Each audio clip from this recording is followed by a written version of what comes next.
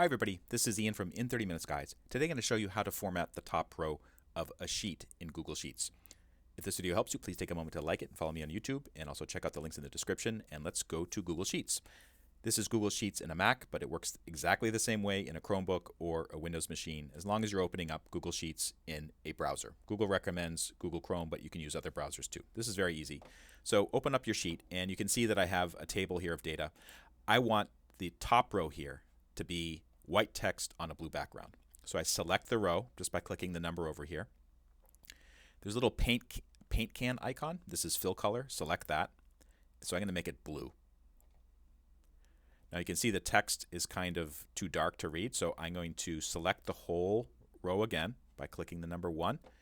And then where there's the letter A with an underline under it, says text color, click on that. I'm going to change it to white. Click off of it. And there you go.